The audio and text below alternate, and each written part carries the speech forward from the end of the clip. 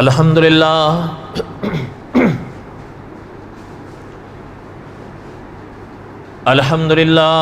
نحمده ونستعینه ونستغفره ونؤمن به ونتوکل علیہ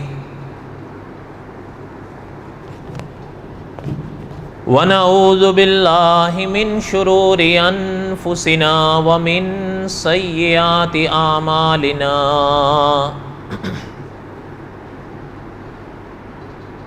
من يهده الله فلا مضل له ومن يضلله فلا هادي له ونشهد أن لا إله إلا الله وحده لا شريك له ونشهد أن سيدنا وسندنا ومولانا محمدا عبده ورسوله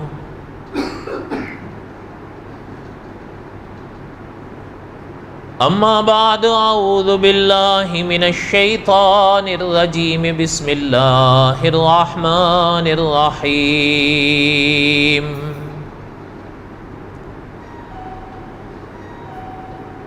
الف لام را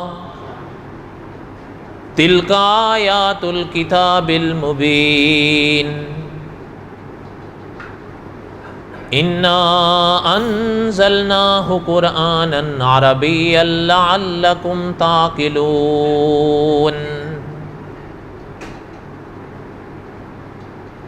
نحن نقص عليك احسن القصص بما اوحینا الیک هذا القرآن وَإِن كُنْتَ مِن قَبْلِهِ لَمِنَ الْغَافِلِينَ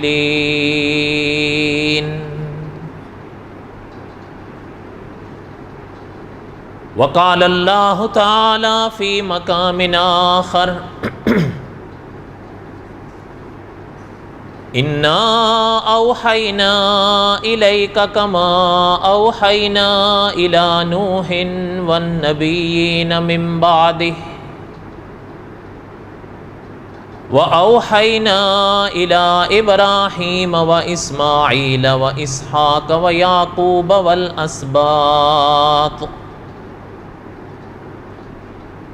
وَعِيسَى وَأَيُّوبَ وَيُونُسَ وَهَارُونَ وَسُلَيْمَانَ وَآتَيْنَا دَاوُودَ زَبُورًا وقال النبی صلی اللہ علیہ وسلم الناس بنو آدم وآدم خلق من تراب وقال النبی صلی اللہ علیہ وسلم انا آخر الانبیاء وانتم آخر الامم صدق اللہ العظیم وصدق رسولہ النبی الکریم ونحن علی ذلک لمن الشاہدین والشاکرین والحمد للہ رب العالمین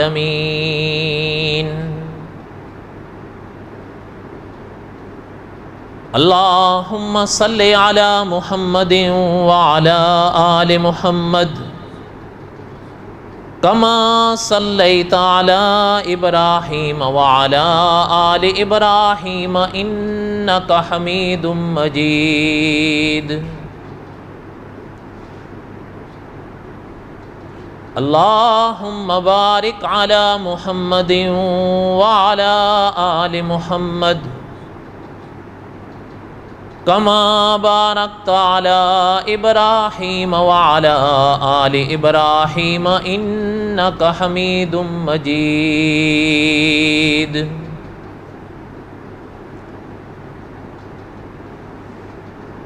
یا ربی صلی وسلم دائما ابدا علی حبیبک خیر الخلق کلہم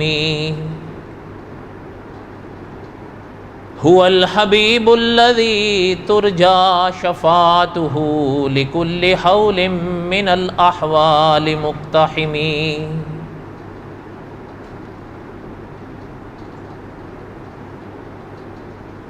ہمہ قسم کی حمد و ثنا اللہ ذات لم یذل لا یزال کی پاک ذات کے لیے،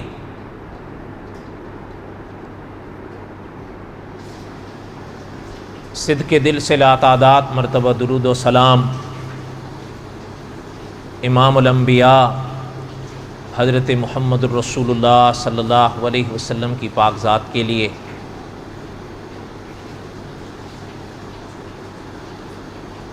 جمعے کے بیانات میں قصص الانبیاء علیہ السلام اور حضرت داؤد علیہ السلام کے واقعات کو میں دہرا رہا تھا۔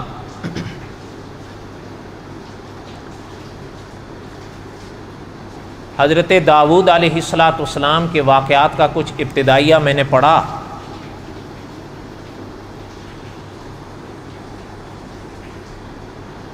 اور حضرت داؤد علیہ السلام کے واقعات میں سے دو مقامات ایسے ہیں، اور ان دو میں سے بھی ایک کو مولانا حفظ الرحمن سیوہاروی رحمۃ اللہ علیہ نے معرکہ آراء قرار دیا ہے۔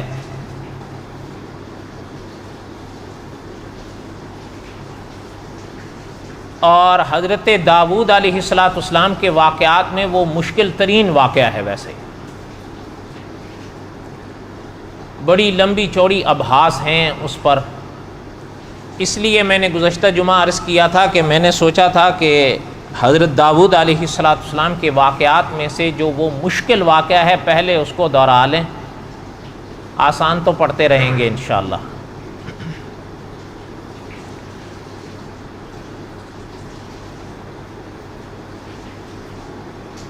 اس واقعے کا کچھ ابتدائی حصہ میں نے گزشتہ جمعہ پڑھا تھا، اور اس واقعے کو پڑھنے سے پہلے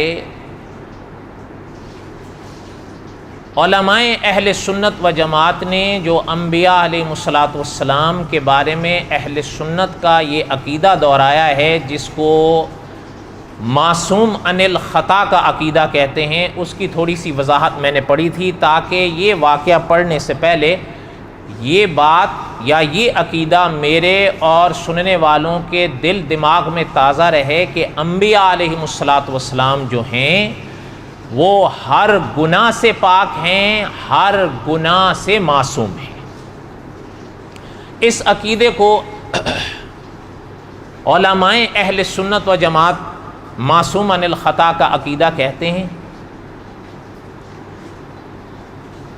اور میں نے عرض کیا تھا گزشتہ جمعہ کو کہ امام اعظم ابو حنیفہ رحمۃ اللہ علیہ نے ایک عقائد پر رسالہ لکھا تھا، جس میں حضرت نے اہل سنت و جماعت کے عقیدوں کو مدون فرمایا۔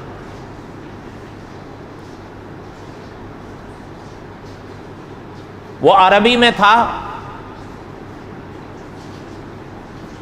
برسوں پہلے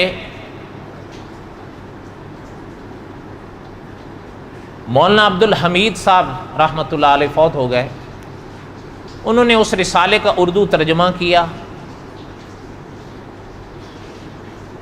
اور شیخ الحدیث مولانا سرفراز صاحب رحمۃ اللہ علیہ نے اس پر مقدمہ لکھا۔ اہل سنت و جماعت کے عقیدوں کو اس رسالے میں حضرت نے جمع فرما دیا ہے۔ بڑی قیمتی چیز ہے وہ،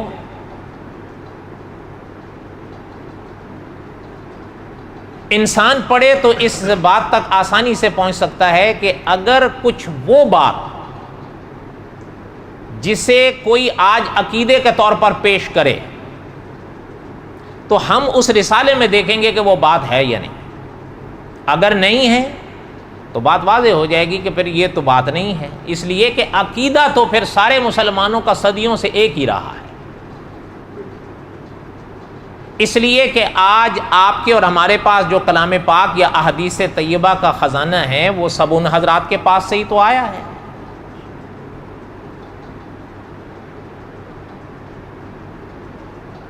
اور اگر اللہ نہ کرے آج کوئی شخص کسی عقیدے کا انکار کرتا ہے، ہم دیکھیں گے کہ اس رسالے میں وہ ہے کہ نہیں. اگر ہے اور یہ انکار کر رہا ہے تو بات بالکل ہمارے سامنے 2 اور 2 4 کی طرح ہو جائے گی کہ یہ غلط ہے.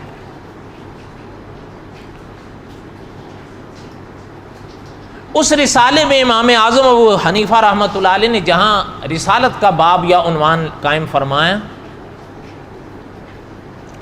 وہاں حضرت رحمۃ اللہ علیہ نے لکھا ہے کہ وَالْأَنْبِيَاءُ عَلَيْهِمُ الصَّلَاةُ وَالسَّلَامُ كُلُّهُمْ مُنَزَّهُونَ عَنِ الصَّغَائِرِ وَالْكَبَائِرِ.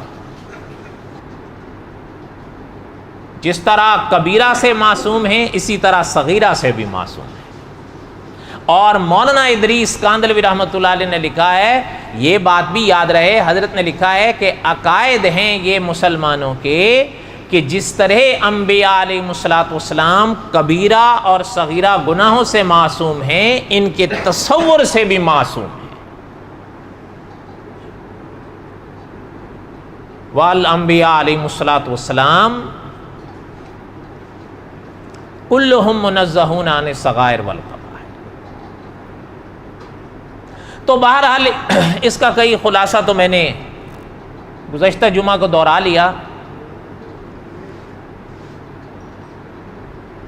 عرض یہ کر رہا تھا اور اس کو دہرانا اس لیے ضروری تھا کہ آگے جو واقعہ ہم پڑھنے جا رہے ہیں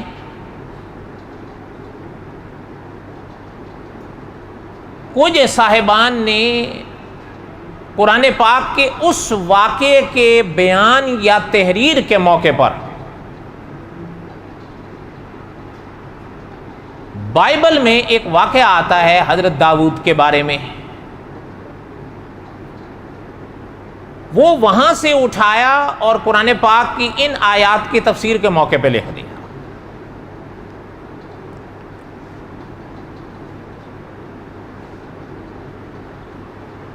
قرآن پاک کا وہ واقعہ حالانکہ مولانا حفظ الرحمان سے وہاروی رحمۃ اللہ علیہ نے لکھا ہے کہ قرآن پاک میں جو حضرت داؤد کا واقعہ ہے اور بائبل میں جو حضرت داؤد کا واقعہ ہے، بائبل والے واقعے کو قرآن پاک کے اس واقعے سے کوئی تعلق نہیں.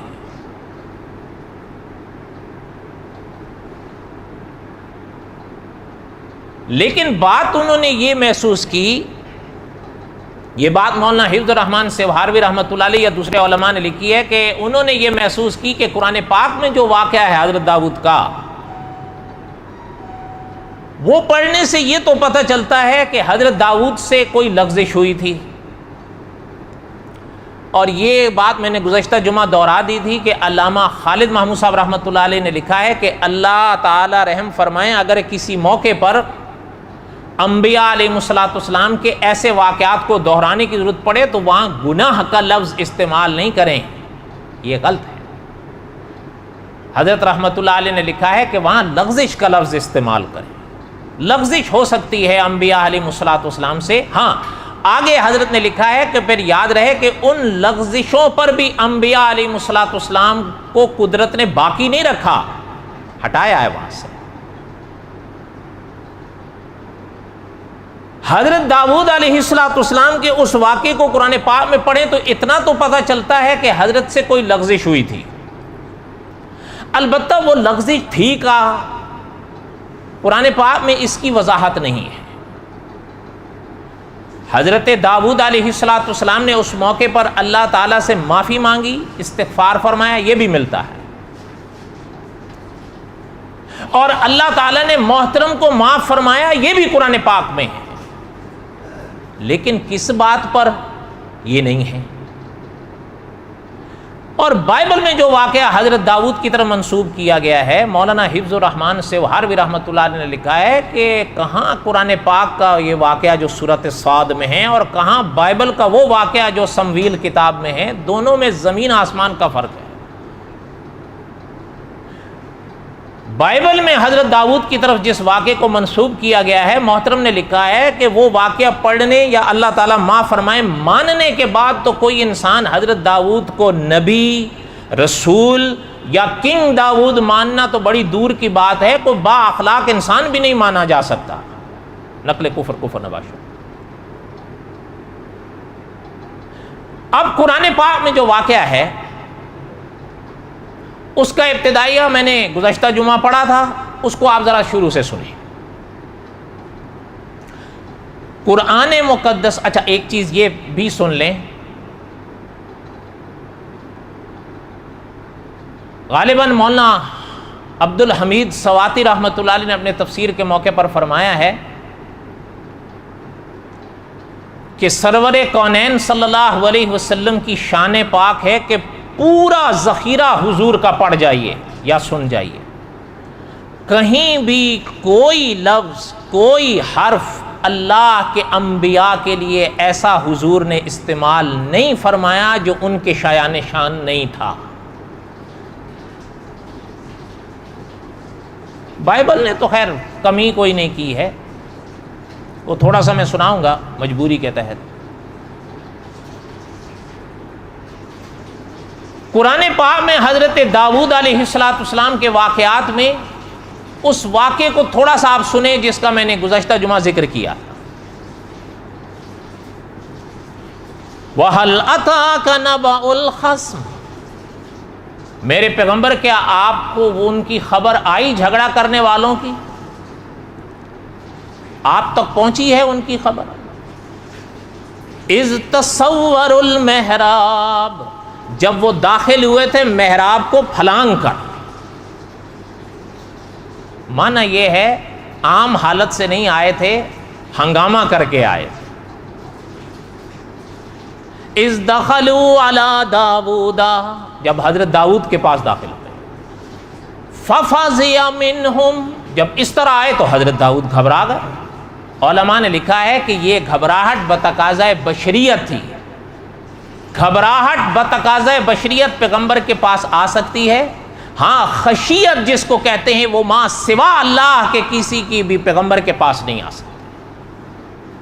یہ مفتی شفیع صاحب رحمۃ اللہ علیہ نے لکھا ہے، وہ انشاءاللہ ہو سکتا ہے آگے کسی موقع پر آ جائے گی وضاحت۔ فَفَزِعَ مِنْهُمْ، حضرت داؤد گھبرا گئے، وہ آنے والوں نے بھی محترم کے چہرے کو پڑھ لیا۔ قَالُوا لَا تَخَفْ، وہ کہنے لگے گھبرائیے نہیں، خصمان بغا، ہم جھگڑا کرنے والے ہیں، دو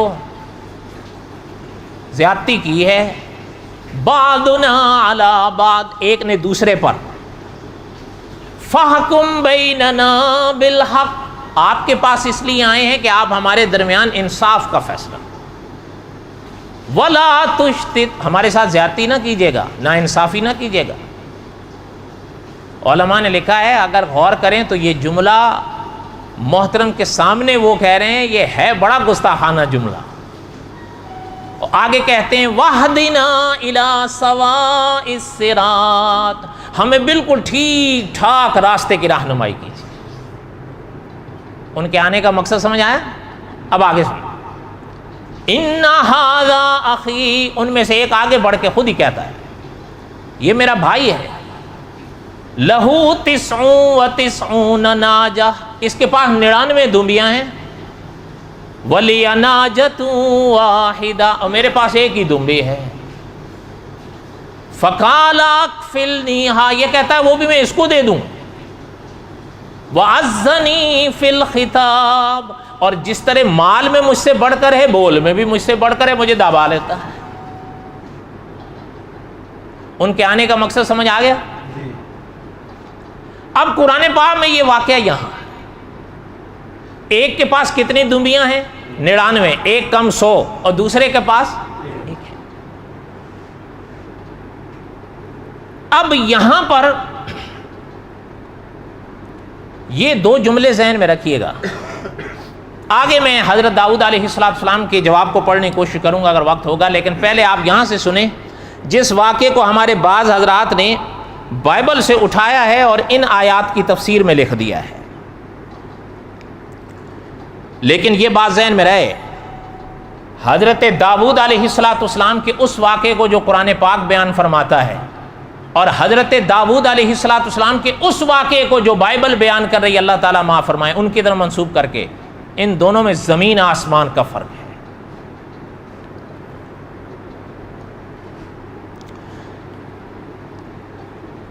بائبل میں کئی کتابیں ہیں نا، اصل میں بائبل مجموعے کو کہتے ہیں، شاید آپ نے سنا ہو کہیں نہ کہیں، یہ عبرانی کا لفظ ہے، مجموعہ ہوتا ہے نا، مجموعے کو بائبل کہا جاتا ہے۔ تو بائبل کے اندر اس کے یہ دو بڑے حصے کرتے ہیں، ایک کو عہد نامہ قدیم کہتے ہیں، دوسرے کو عہد نامہ جدید کہتے ہیں۔ اپنی زبان میں پہلے کو یہ اولڈ ٹیسٹمنٹ کہتے ہیں اور دوسرے کو نیو ٹیسٹمنٹ کہتے ہیں۔ جو پہلا ٹیسٹمنٹ ہے اس میں ایک کتاب ہے جس کو سمویل کہتے ہیں، پھر آگے اس کے دو حصے ہیں۔ یہ واقعہ سمویل جو کتاب ہے اس کے دوسرے حصے میں ہے، اس کو سنیں۔ شام کے وقت داؤد اپنے پلنگ پر سے اٹھ کر بادشاہی محل کی چھت پر ٹہلنے لگا۔ کون؟ حضرت داؤد۔ اور چھت پر سے ایک عورت کو دیکھا جو نہا رہی تھی، اور وہ عورت نہایت خوبصورت تھی۔ یہ بائبل کے الفاظ ہیں، یہ یاد رہے۔ تب داؤد نے لوگ بھیج کر اس عورت کا حال دریافت کیا، پتہ کیا، کروایا کون ہے۔ حضرت کو بتایا گیا فلاں کی بیٹی ہے، فلاں کی بیوی ہے۔ پہلے جملے پہ تو کوئی اتنے تعجب نہیں، دوسرے پہ بیوی ہے نا، اور بیوی اوریا بڑا مشہور نام ہے یہ اس باب میں، اوریا کی بیوی ہے۔ اور داؤد نے لوگ بھیج کر اسے بلا لیا، وہ اس کے پاس آئی اور اس نے اس سے صحبت کی۔ نقل کفر نباشا۔ پھر وہ اپنے گھر کو چلی گئی اور وہ عورت حاملہ ہو گئی، سو اس نے داؤد کے پاس خبر بھیجی کہ میں حاملہ ہوں۔ یہاں پر اگلا جملہ پڑھنے کے بیچ میں نقطے ڈالے گئے ہیں۔ نقطے کا معنی یہ ہوتا ہے اگر عبارت لکھی جاتی ہو اور بیچ میں نقطے ڈال دیے جائیں نا تو اس کا معنی یہ ہوتا ہے کہ درمیان سے کوئی عبارت چھوڑ دی گئی ہے۔ یہ یہاں پر تو نہیں ہے، لیکن بائبل میں ہے کہ حضرت داؤد علیہ السلام کو جب پتہ چلا، وہ تو یہاں ہے نا کہ حضرت داؤد کو اس عورت نے خبر دی کہ میں حاملہ ہو گئی ہوں، تو یہاں پر تو نہیں ہے، لیکن بائبل میں ہے کہ حضرت داؤد علیہ السلام نے اوریا کو بلوایا۔ یہ جرنیل تھا، فوجی تھا، سپاہی تھا۔ حضرت داؤد علیہ السلام نے اس کو بلا کر بڑی کوشش کی کہ یہ شخص کسی طریقے سے آج گھر چلا جائے۔ جنگ ونگ پہ تھا، ظاہر ہے کئی دنوں سے گھر تو نہیں گیا تھا، گھر چلا جائے، وہ نہیں گیا۔ بائبل بتاتی ہے وہ، یہاں تک کہ بائبل یہ بھی کہتی ہے کہ حضرت داؤد نے اس کو بہلا پھسلا کر شراب تک پلوائی، مگر وہ پھر بھی نہیں گیا۔ مقصد کیا تھا آپ سمجھ سکتے ہیں کہ وہ بائبل کے مطابق وہ عورت بتا رہی تھی کہ میں حاملہ ہو گئی ہوں، اوریا وہاں تھا نہیں، اب یہ ہنگامہ ہوتا۔ بائبل کے مطابق پھر حضرت داؤد نے بڑی کوشش کی کہ اوریا گھر جائے، جب جائے گا تو ظاہر ہے کئی دنوں کے بعد گھر جا رہا ہے، اور پھر بائبل یہ بھی بتاتی ہے کہ وہ عورت بہت خوبصورت تھی، اور جب اس کی بیوی تھی تو اس کا تو اپنا حق تھا، وہ پاس کیوں نہیں جائے گا؟ اچھا، جب اگر وہ چلا جاتا ہے تو پھر تو بات ہی ختم ہو جاتی ہے۔ نہیں سمجھ آئی بات اب؟ تب یہاں پر وہ حصہ پورا چھوڑ دیا گیا ہے، چونکہ وہ بہت لمبا چوڑا ہے، وہ بھی کتنا لکھیں گے، لیکن اتنا پتہ چل جاتا ہے کہ اتنا کچھ کرنے کے باوجود بھی اوریا گھر نہیں گیا۔ صبح کو داؤد نے، اب آگے سے سنیں، صبح کو داؤد نے حضرت داؤد تو سمجھ تو گئے بھئی یہ تو جا نہیں رہا ہے۔ صبح کو داؤد نے یوآب کے لیے ایک خط لکھا اور اسے اوریا کے ہاتھ بھیجا، اوریا کو دیا، لے جا کے خط اس کو دے، اور اس نے خط میں یہ لکھا، کس نے؟ حضرت داؤد نے، اور اس نے خط میں یہ لکھا کہ اوریا کو گھمسان میں سب سے آگے رکھنا۔ گھمسان سمجھتے ہوں گے آپ، ہندی زبان کا یہ لفظ ہے، جنگ کو کہتے ہیں۔ گھمسان میں سب سے آگے رکھنا، اور تم اس کے پاس سے ہٹ جانا تاکہ وہ مارا جائے۔ اور اس شہر کے لوگ نکلے اور یوآب سے لڑے، اور وہاں داؤد کے خادموں میں سے تھوڑے سے لوگ عام آئے، اوریا بھی مر گیا۔ حضرت داؤد کا بقول ان کے مقصد پورا ہو گیا نہ اس پہ۔ تب یوآب نے آدمی بھیج کر جنگ کا سارا حال، سب حال داؤد کو بتایا۔ جب اوریا کی بیوی نے سنا کہ اس کا شوہر اوریا مر گیا تو وہ اپنے شوہر کے لیے ماتم کرنے لگی، اور جب سوگ کے دن گزر گئے تو داؤد نے اسے بلوا کر اس کو اپنے محل میں رکھ لیا، اور اس کی وہ بیوی ہو گئی، اور اس سے اس کا ایک لڑکا پیدا ہوا۔ پر اس کام سے جسے داؤد نے کیا تھا خداوند ناراض ہوا۔ سمویل باب 2 باب حصہ دوم باب 11، یہ پورا مفصل باب 11 حصہ دوم سمویل کی کہانی ہے یہ کتابیں۔ اللہ تعالیٰ معاف فرمائے، ہم تو ان جملوں کے ساتھ اتفاق نہیں کرتے۔ ہوا یہ ہے کہ حضرت داؤد علیہ السلام کا جو واقعہ کا ابتدائیہ میں نے پڑھا کہ محترم کے پاس عبادت کے وقت دو آدمی آئے اور محراب پھلانگ کر آئے، محترم اس سے گھبرائے، انہوں نے یہ کہا کہ آپ گھبرائیے نہیں، خصمان بغا بعضنا علی بعض فاحکم بیننا بالحق، ہم تو آپ کے پاس ایک مقدمہ لے کر آئے ہیں کہ آپ ہمارے درمیان میں فیصلہ کر دیجئے۔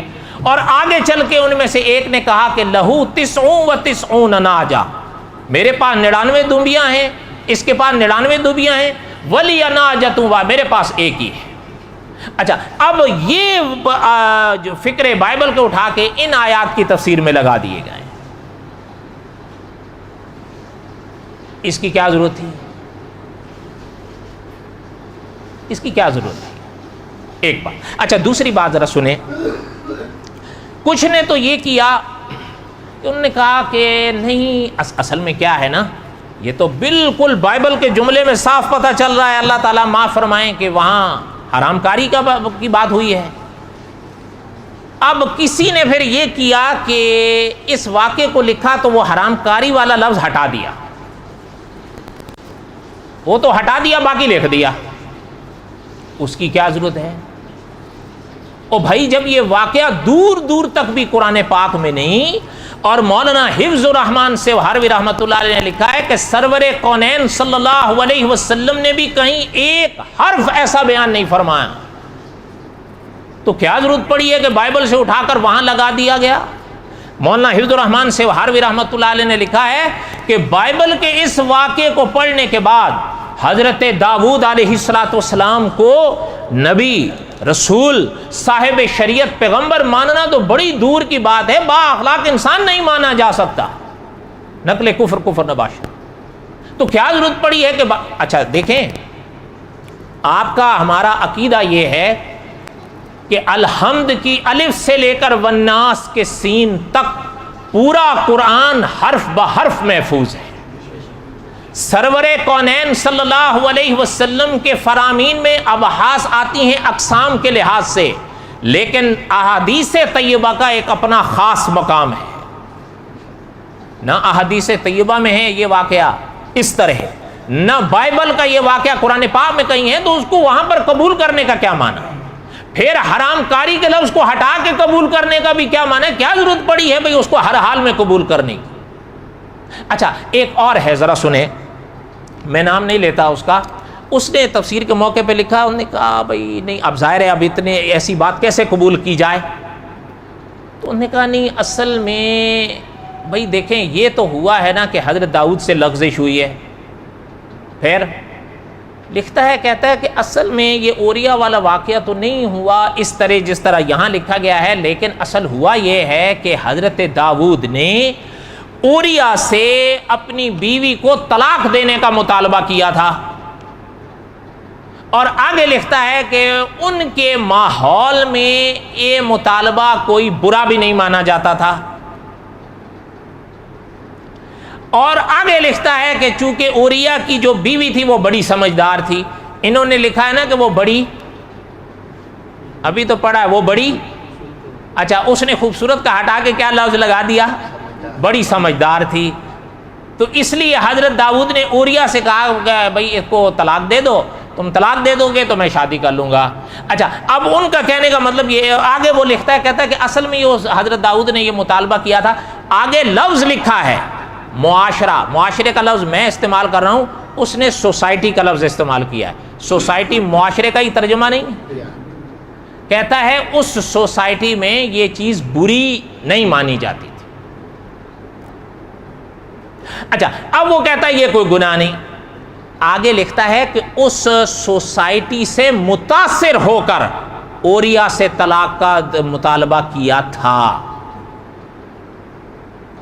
اچھا، اب ذرا بات سمجھیں آپ، اللہ تعالیٰ معاف فرمائیں، اگر ان جملوں کے ساتھ اتفاق کر لیا جائے تو اس ماحول سے حضرت داؤد متاثر ہو گئے، ایسا ہی ہے نا؟ اگر اس جملوں سے اتفاق کیا جائے تو مانا تو یہ حضرت داؤد وہ اس ماحول سے متاثر ہو گئے، جبکہ علامہ خالد محمود صاحب رحمۃ اللہ علیہ نے لکھا ہے، غور فرمائیں، دھیان نہ ہٹے ورنہ بات نہیں سمجھ آئے گی. حضرت نے لکھا ہے ایک لفظ ہے، آپ نے بھی سنا ہوگا، اثر. سنا ہے نا، آپ کہتے ہیں اس پر اثر ہوا، ہم پر اثر ہوا، ان پر اثر ہوا. اثر ایک لفظ ہے، اثر ایک لفظ ہے مؤثر، اور ایک لفظ ہے متاثر. اثر وہ جو آتا ہے، مؤثر وہ جس سے آتا ہے، متاثر جس پہ آتا ہے. سمجھ آ گئی بات؟ اثر جو آتا ہے، مؤثر جس سے آتا ہے، متاثر جس پہ آتا ہے. سمجھ آ گئی بات؟ علامہ خالد محمود صاحب رحمۃ اللہ علیہ نے لکھا ہے جب بھی کوئی شخص گناہ کرتا ہے، وہ جب تک کسی بات کے اثر سے متاثر نہ ہو وہ کبھی گناہ نہیں کر سکے گا. آگے علامہ خالد محمود صاحب نے لکھا ہے انبیاء علیہ السلام جو اللہ کا انتخاب ہوتے ہیں وہ دوسروں پہ اثرات ڈالا کرتے ہیں، ان کے اثر لیا نہیں کرتے. یہ کیسے ہو سکتا ہے کہ حضرت داؤد نے اس ماحول کا اثر لیا ہو؟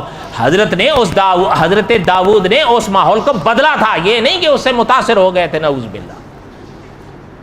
اس لیے کہ وہ حضرت داؤد اللہ کا انتخاب ہے. قال لقد ظلمك بسؤال ناجتك الى نياجه قال لقد ظلمك بسؤال ناجتك الى نياجه. حضرت نے فرمایا اگر اس نے جو تجھ سے مطالبہ کیا ہے 99 دمبیاں ہونے کے باوجود اپنی بھی مجھے دے دے، یہ ظلم کیا ہے، اس نے غلطی کی، غلط. وَإِنَّ كَثِيرًا مِّنَ الْخُلَطَاءِ لَيَبْغِي بَعْضُهُمْ عَلَى بَعْضٍ. حضرت داؤد نے فرمایا جو مل جل کے رہتے ہیں نا، وہ اکثر ایسی زیادتیاں ایک دوسرے پہ کرتے رہتے ہیں. ہاں دیکھیں ہمارے ایک خطیب تھے، فوت ہو گئے، فرمایا کرتے تھے پیغمبر تھے نا تو جلال کے ساتھ جمال بھی موجود تھا. آگے فرماتے ہیں إِلَّا الَّذِينَ آمَنُوا وَعَمِلُوا الصَّالِحَاتِ. ہاں مگر جو ایمان لائیں اور عمل صالح کریں وہ ایسا نہیں کرتے. شاہ جی رحمۃ اللہ علیہ فرمایا کرتے تھے محترم اللہ کا قلعہ لے آئے ہیں، اگر اللہ کا قلعہ نہ ہوتا تو سارے گئے تھے. لیکن آگے محترم فرماتے ہیں وَقَلِيلٌ مَّا هُمْ، ایسے ہوتے بڑے تھوڑے ہیں. کہ یہ تو میری وہ لغزش والی بات، یہ تو مجھے تنبیہ تھی. فوراً حضرت داؤد علیہ السلام جھک گئے اور اللہ تعالیٰ سے معافی مانگی اور اللہ تعالیٰ کی طرف رجوع فرمایا. بس قرآن پاک میں یہیں تک ہے. بات سمجھ آئی؟ اب اس واقعے کو ان جملوں کے ساتھ کیا تعلق ہے؟ بہت پہلے ایک عالم گزرے، غالباً علامہ ابن حزم رحمۃ اللہ علیہ، ظاہری ان کو کہا مظاہری نہیں یاد رہے، ظاہری کہا جاتا تھا. اگر کوئی غلطی ہوگی تو میری طرف سے ہوگی، ایسے ہی یاد پڑ رہا ہے. محترم نے یہ لکھا ہے کہ بھائی حضرت داؤد علیہ السلام نے اگر اس موقع پر استغفار فرمایا ہے تو یہ کہاں ثابت ہوتا ہے کہ استغفار گناہ کے بعد ہی کیا جاتا ہے؟ حضرت نے لکھا ہے یہ کہاں ضروری ہے کہ جب انسان استغفار کرے تو مطلب یہ کہ اس سے پہلے اس نے ضرور گناہ کیا ہوگا. اور حضرت نے لکھا ہے کہ دور کیوں جاتے ہو، ملائکہ استغفار کرتے ہیں یا نہیں؟ حالانکہ ملائکہ کے بارے میں صاف قرآن کہتا ہے لا یعصون اللہ ما امرہم، وہ اللہ کے حکم کے خلاف ورزیاں کبھی نہیں کرتے. تو وہ بھی تو استغفار کرتے ہیں. اگر تم یہ کہتے ہو کہ حضرت داؤد نے استغفار کیا تھا تو لازماً کچھ کیا تھا، نعوذ باللہ. نہیں، یہ کوئی ضروری بات نہیں ہے. پھر محترم نے ایک اور بات بھی لکھی ہے کہ حضرت ایوب علیہ السلام پہ آزمائش آئی تھی یا نہیں؟ تو کیا حضرت ایوب نے کوئی گناہ کیا تھا؟ نعوذ باللہ، امتحان تھا. وَظَنَّ دَاوُودُ أَنَّمَا فَتَنَّاهُ، یہاں امتحان کا لفظ آ رہا ہے. فَاسْتَغْفَرَ رَبَّهُ وَخَرَّ رَاكِعًا وَأَنَابَ. حضرت داؤد نے استغفار کیا تو اس کا معنی یہ نہیں، بات یہ ہے کوئی لغزش ہوئی تھی جس کے بدلے میں کیا. وہ لغزش کیا تھی انشاءاللہ اگلا درس سارا اس پر ہوگا.